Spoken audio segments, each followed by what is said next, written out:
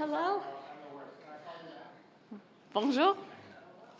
J'ai lu maintenant le grand le jour mise à jour économique au printemps, la première fois. We're so used to a spring budget and a fall economic statement. We have to get used to the new excitement. Elizabeth May, Leader of the Green Party of Canada. I'm so pleased to be joined by Mike Morrice, Deputy Leader of the Green Party of Canada and candidate for Kitchener Centre, whenever, to be back here as MP, and also an agricultural economist. You may know, I know my husband, John Kidder, who's also been perusing the economic statement. It will be Mike and I who speak to it. Maintenant, je veux dire, selon le Parti vert du Canada, que nous sommes déçus avec la mise à jour économique du printemps de 2026. Malheureusement, il n'y a rien ici pour les grands besoins du Canada et contre la crise climatique. We are astonished in many ways that this document is as sanguine as it is about the geopolitical turmoil, the price of oil. For instance, the spring economic statement, I'll have to constantly correct myself on that. I hope I'm not the only one.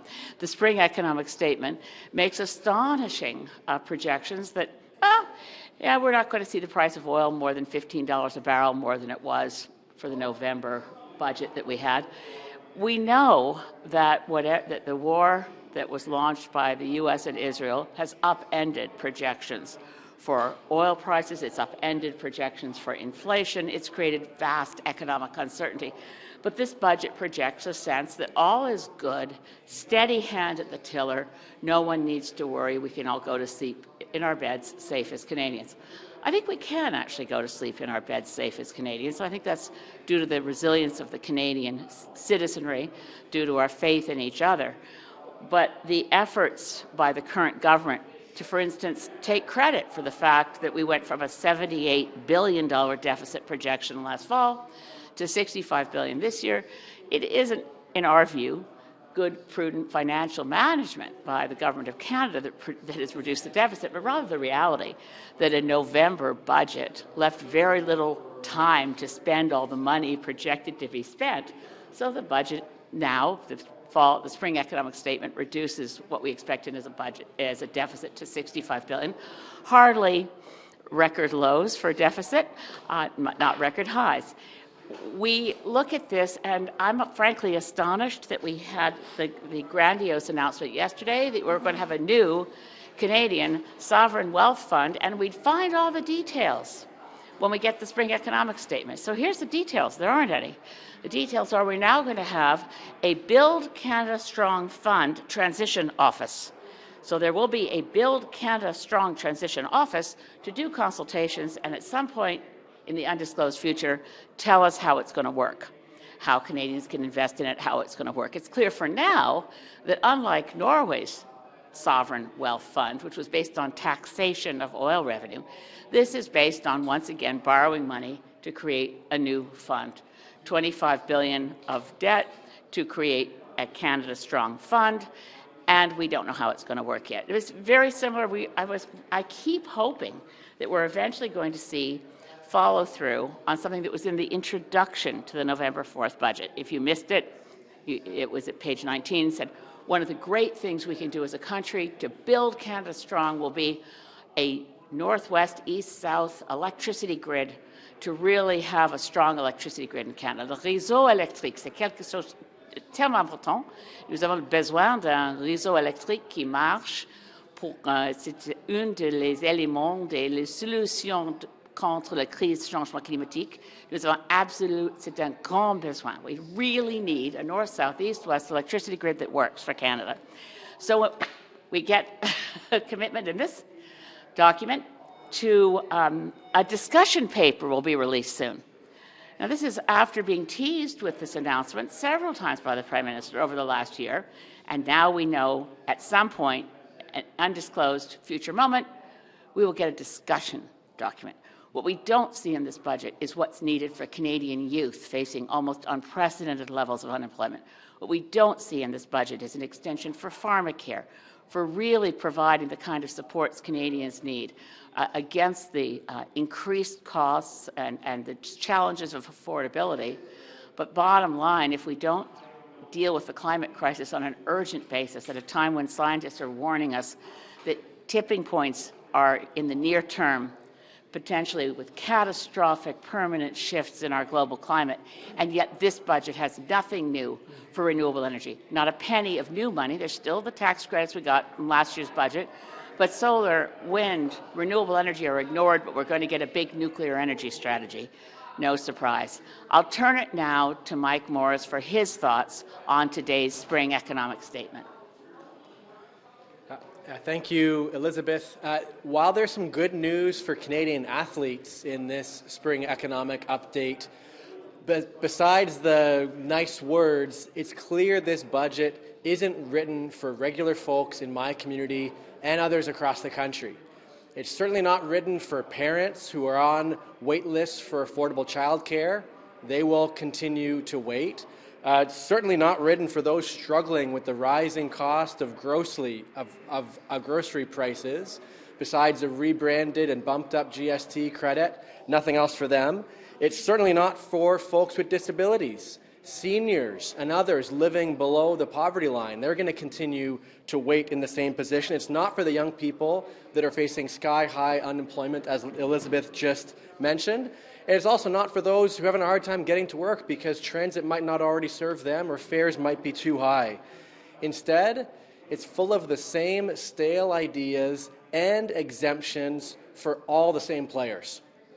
If you're a monopolistic grocery chain, well, you get passed over when it comes to a windfall profit tax the way other countries have already put into place.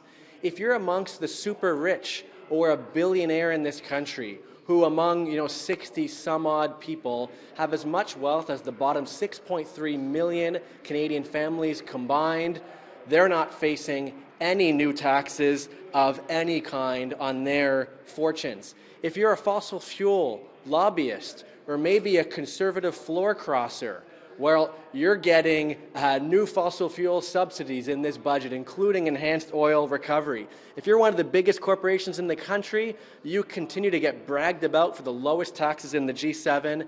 And if you're a housing developer, you're going to continue to get billions more in loans to use taxpayer money to build homes that most of us can't afford. As Greens, we're going to continue to work and fight for regular folks in communities across the country. Bref, en français aussi, quand on lit sur mise à jour économique de printemps, c'est clair que sauf les athlètes canadiens, ce budget, ce n'est pas écrit pour monsieur et madame tout le monde.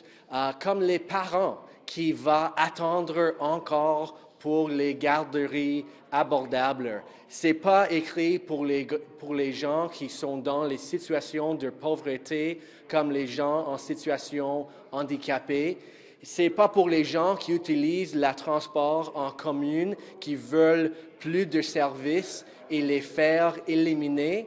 C'est vraiment clair que ce budget, c'est écrit pour les mêmes personnes comme toujours, avec les idées plus ou moins la même. C'est pour les super riches et les milliardaires qui encore ratent des impôts sur leurs richesses qui sont la même de les comme 60 à peu près familles milliardaires, la même richesse que les 6,3 millions Canadiens la plus pauvres autour du pays. Le budget, c'est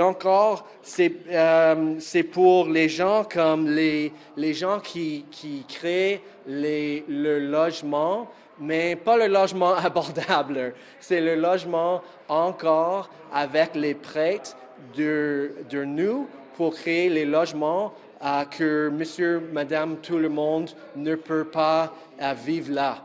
Alors encore, comme Vert, nous travaillons pour tous les Canadiens, pour un Canada vraiment abordable et un Canada durable aussi. Merci. Oui.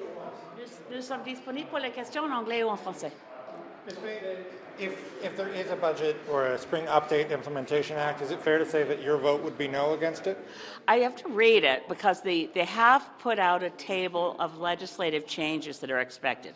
And the one that I find alarming is the one that I am pleased to see that there will be a food security strategy, and that's referenced in the Spring Economic Statement. But what's not clear is why they need to amend the Pest Control Products Act to make food more affordable. So as somebody who's worked for a long time on the carcinogenic and health threats of pesticides, I am leery of changes to the Pest Control Products Act to make groceries more affordable. It might be wholesale cutting of what are really health and safety regulations to make food cheaper could be the line that's being reached here. I don't see why else the Pest Control Products Act is being listed as a place for legislative changes in the Budget Implementation Act. Just for a laugh, if you missed it, they're also going to change their Bill C-15 regulatory sandboxes to add another law that they're not allowed to break. While they create regulatory sandboxes, they'll now not be allowed to break the Official Languages Act. Newsflash. I'm not very excited about that one, but I want to read the fine print before I decide if I'm voting for the Budget Implementation Act. Would I vote for this Spring Economic Statement as a blueprint for Canada's future? No. On the legislative changes, one thing they are proposing in there is the giving police the power to search mail, originally seen in C2, now being put into this. Just what do you make of the government putting the ability to search mail in an economic document? Very concerning. It did come up, as you probably know, and those are off-the-record sessions. Parliamentarians are allowed to ask questions for more details to really push on things that aren't clear or to get clarifications or answers. That was one of the items that came up in our off-the-record session. Would there be a warrant required? There was no answer to that question. So yes, it concerns us as opposition MPs. And thanks for spotting it. The budget has more details about carbon capture and storage for enhanced oil recovery. I know that was something that you were deeply concerned about before. Well, it's why Stephen Guilbeault quit cabinet. Sure. And So, where are you on that? Well, page 348 is still there if you have a copy of November 4th's budget. They didn't use disappearing ink. Page 348 still says carbon capture and utilization and storage will be available for investment tax credits, but not enhanced oil recovery. In today's Spring Economic Statement, they actually provide a longish explanation of how we go from a commitment that enhanced oil recovery is not covered. In case anyone wants to know, this is at page 64. They explain that in the commitment in the MOU to the Alberta government, enhanced oil recovery will qualify for investment tax credits. That takes effect, we're now clarified to that point, that takes effect today with the tabling of this document. They then provide the misleading statement that it is estimated that the proposal to increase, that by providing a subsidy essentially for enhanced oil recovery, they claim, and if it's in black and white, will increase federal revenues by $395 million over 4 years. To clarify, I really did drill down on this quite a lot in our questioning to finance officials, because there's no way that an increased subsidy to oil and gas doesn't cost Canadian taxpayers money. It doesn't increase revenue. What they mean by using the term increased revenue, so stick with me for a minute because it took me a while to get this out of them, what they mean is they'll be spending relatively less because their previous carbon capture and storage concept, which did not include enhanced oil recovery, included paying for geological storage of carbon. Now that they don't have to store as much carbon because they're going to use that effort to pull up more oil out of the ground, and they're going to burn it. So they don't have to pay as much for storage. That's not increased revenue. So if you happen to see that on page 64, please don't write it as if it's true in your coverage of the spring economic statement. There is no increased revenue to the Government of Canada by increasing subsidies for enhanced oil recovery, violating the November 4th budget commitments, which are still in writing at page 348, to create a new subsidy to increase oil production for the benefit of big oil. Given what you've said today about your concerns with this document and what you've said about your concerns about the government's moves to reformulate committees, can you just characterize for us how you feel the government is behaving now that it has a majority? I feel that before they had a majority because astonishing things like passing laws that say we're allowed to break other laws that now exist, invoking the Henry VIII Clause in Bill C-5, astonishing and anti-democratic laws were passed very quickly because the Liberals and minority had the full support of the Conservative Party and things were pushed through. So I feel like I have been involved in multiple hit-and-run accidents involving a bulldozer. A quick question for Mr. Morrice. The Green Party is going to be selecting a new leader soonish. Soonish? By fall, I'd say. By fall? Do you intend to run? Yeah, thanks for the question. The rules haven't been announced by federal council yet, and so I'm going to be watching what those rules end up looking like, and it's something I'm considering. Something you're considering. Okay. And it's not a newsflash, I'm not running. The rules haven't been announced, neither has the timeline. So what I just said about by fall is my speculation. I certainly hope that will be the case. We want to make sure that the Green Party of Canada has new leadership in place. I'll be serving that new leader as a member of Parliament on behalf of the voters of Saanich Gulf Islands, and I do intend to run again. I failed to give John Kidder's full introduction. He's also the nominated candidate for Kamloops Thompson Caribou. We are filling out a slate, and we're going to be ready whenever an election happens. Thank you. Is this book, is it more or less worthy of getting stomped on than the budget? Well, I got a lot of commitments out of the Prime Minister on November 17th before I voted for the budget, and it was 10 days later. So the things that I fought for, one of them was the nature strategy. So the $2.8 billion for the nature strategy was announced post-budget and pre when I voted for it. And what I'd also like to say is now we have the funding for the nature strategy, and I'm very pleased that the spring economic statement includes enhanced funding for the endangered whales of both the East and West Coast. So I won't stomp on this, but I sure wouldn't vote for it. Maybe I'll just offer a brief follow-up. David, to your question, as you know, I believe strongly that the Greens can be a vehicle to lift up the concerns of Canadians across the country at a time when a lot of folks are hurting. And I'm giving it consideration in terms of running, as you asked previously, in terms of this being an opportunity to lift up those concerns and do so in a way, as you've seen from folks like Elizabeth and others across the country, that we can do it without tearing each other down, doing it in a cooperative way, but also taking on some of the interests I mentioned that continue. In my time here as an MP and in this spring update today, we see some of the same players holding power over folks in my community that deserve a lot better.